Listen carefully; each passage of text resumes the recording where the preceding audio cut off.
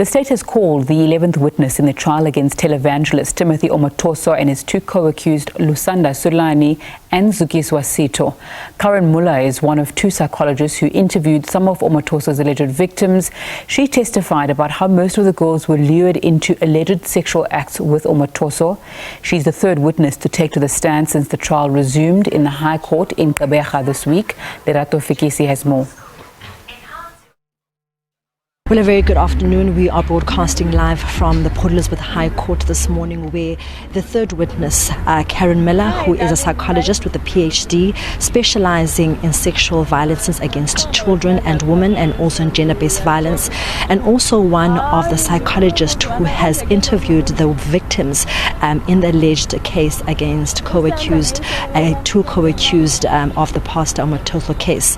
In her statement, she spoke about what some of the victims were saying during the interviews, that the reason why many of them were not quick to disclose what had happened to them is that because of the grooming and disclosing impact against victims, saying that most of the victims had received money, had received love, had received attention from Pastor Omotoso, and then this would not let them want to easily disclose.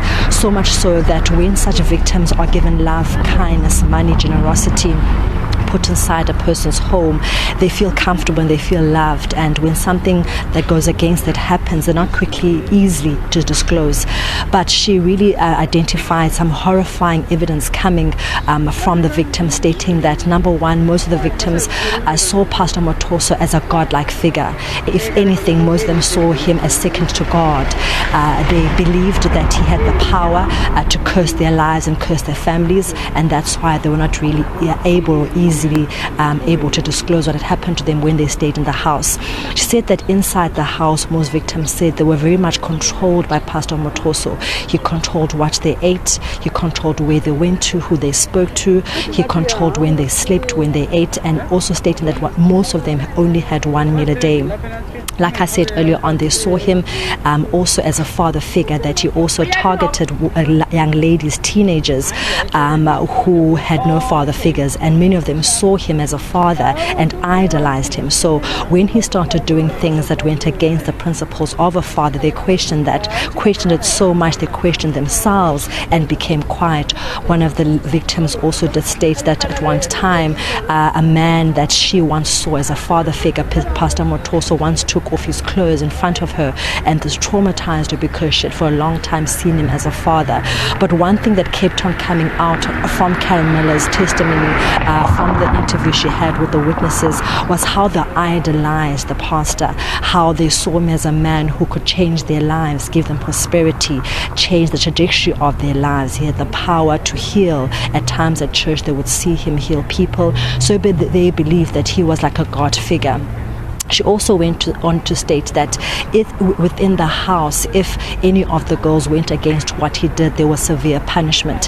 He really didn't want them, and didn't want them at all to have any connections or any relations or relationships outside of the house in terms of boyfriends. And one of the girls in her testimony said that when he found out that she did have a boyfriend and she went against her, she actually beat her up.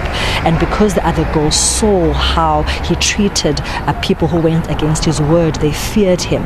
But the psychologist said that he really didn't have to beat them at all, because just his voice terrified them, because he was one person on the pulpit, loving and caring, but inside the house he was a complete monster who had authoritative dictatorship rule and power and authority over these girls. And she said that most of them feared him. He would come into a room, he would speak in an authoritative, angry voice, so much so that when he entered the room they would shake, and they would consent to anything that he wanted. They used to rub his feet at certain times. They would go to his room and he would strip naked in front of the girls, and this terrified them because they really believed that when they went into the house they were there to get blessings. She closed off her statement by saying that within the church there was a group of girls who were known as Pastor Omotoso's girls, and every other girl in the church aspired to be these girls. So when they were coerced to go to the house where they were allegedly victimized.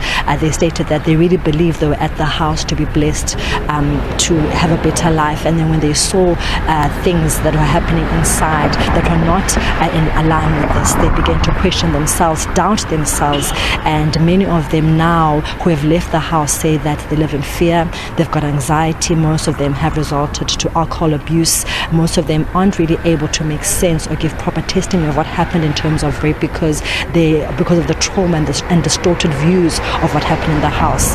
So things have adjourned now for tea, so we're going to hear later what happened, but primarily what came out this afternoon is just the fear, the terror, and the ultimate idolizing and godlike reverence of Pastor Omotoso, and that how that affected the way they viewed him and viewed themselves. For now, let's go back to you in studio.